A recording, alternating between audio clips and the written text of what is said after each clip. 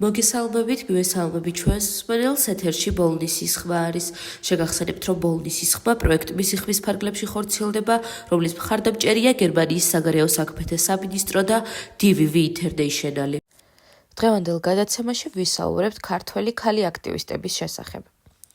საქართველოში აქტივისტი ქალები სხვადასხვა სოციალურ, პოლიტიკურ და გარემოსდაცვით საკითხებზე აქტიურად მუშაობენ.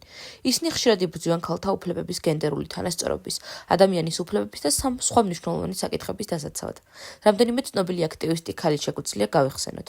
ლელა აიყაშვილი, აქტიური უფლებადამცველი და ჟურნალისტი, რომელიც მუშაობს ადამიანის უფლებების დაცვის სფეროში. თამარ ქიტიაშვილი, ქალთა უფლებების დაცვის აქტივისტი, რომელიც მრავალი პროექტის ინიციატორია ქალთა მიმართ ძალადობის პრევენციისთვის. ანე სუბელიანი, დამცველი და ჟურნალისტი, რომელიც ცნობილია თავისი საქმიანობით, LGBT თემის უფლებების დაცვის მიმართულებით. ქალ აქტივისტებს საქართველოში მნიშვნელოვანი როლი აქვთ საზოგადოების განვითარებაში და სამართლიანობისთვის ბრძოლაში. მათი როლი მრავალმხრივია და მოიცავს შემდეგ სფეროებს: ქალთა უფლებების დაცვა, ადამიანების უფლებების დაცვა, პოლიტიკური აქტივობა, სოციალური სამართლიანობა, ეკოლოგიური აქტივიზმი. ამ აქტივისტების როლი კრიტიკულია სოციალური ცვლილებებისა და პროგრესისთვის საქართველოში. მათი ძალისხმევა ხელს უწყობს საზოგადოების ცნობიერების ამაღლებას და ქვეყნის განვითარებას. ძალიან დიდი მადლობა იმისთვის, რომ იყავით ჩემი დღევანდელი გადაცემის მსმენელი. მე დღეისთვის გემშვიდობებით, ხოლო გიტოვებთ ჩვენს მეგობრებს თეთრი კარვიდან, მოусვიდეთ, იხალისეთ და ბედნიერ კვირას გისურვებთ.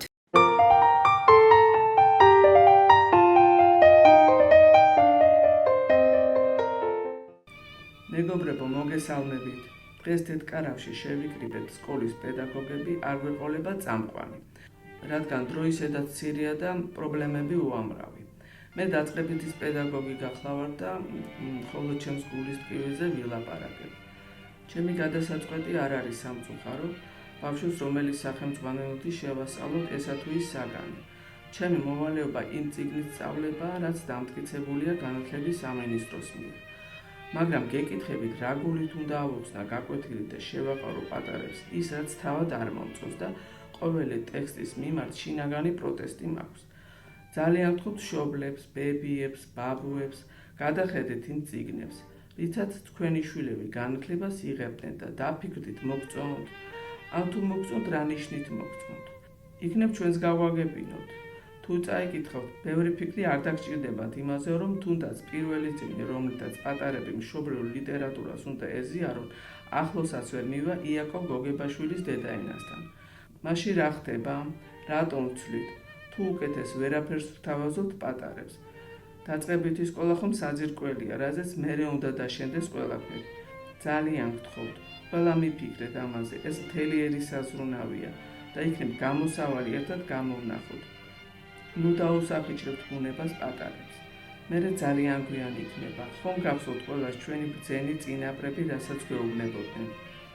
თუ საძირკველი დანგრეულია, მაშინ კედლების აშენებისთვის ყოველი შრომა დაკარგულია. მოგესალმებით. მე მათემატიკის პედაგოგი გახლავართ და ჩემ შემთხვევაში უფრო რთული იქნება ყველასთვის გასაგებ ენაზე საუბარი იმ პრობლემებზე, რაც ჩემს საგანს უკავშირდება. დაწყებითების გარდა ყველა კლასს ვასწავლე და მინდა გითხრათ, რომ ზოგჯერ თავადაც მიჭირს რაღაცეებში გარკვევა. ჩემი დაკვირვებით და სხვა პედაგოგებთანაც მქონია ამაზე საუბარი, გამიზნულად არის შეტანილი უნდოვანება ბევრ საკითხში. და ახლა ვეცდები ახსნა, თუ რას ემსახურება ეს ყველაფერი.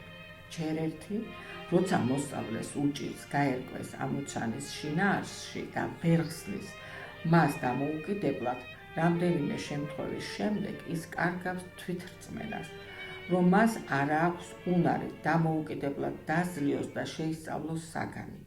აქედან ჩნდება რეპეტიტორის აყვანის აუცილებლობა. თითქმის ყველა ჩემი მოსწავლე იშვიათი გამონაკლისის გარდა მათემატიკაში ემზადება და მხოლოდ იმისთვის, რომ რეპეტიტორმა გასაგებ ენაზე გადმოუთარგმნოს ის, რაც სახელმძღვანელოში წერია. რატომ? როცა შეიძლება, რომ მარტივად და გასაგებად მივაწოდოთ მოსწავლეებს ეს საგანი და კი არ შევაშინოთ და შევაძულოთ, არამედ გავუადვილოთ სწავლად და შევაყვაროთ. დიდი მადლობა ყურადღებისთვის. მეგობრებო, მე ინგლისურის პედაგოგი ვარ და რაზეც ნამდვილად ვერ დავიწუწუნებ არის ის, რომ ამ თაობამ აქამდე ყველა თაობაზე უკეთ იცის ინგლისური ენა. ეს ეხება ნებისმიერი ასაკის ბავშვებს, სულ პატარებიდან დაწყებული უფროს კლასელები დამთავრებული. მაგრამ რა ხდება? ჩემთვის უდიდესი და გადაუჭრელი პრობლემაა მათი დამოკიდებულება მობილურების მიმართ.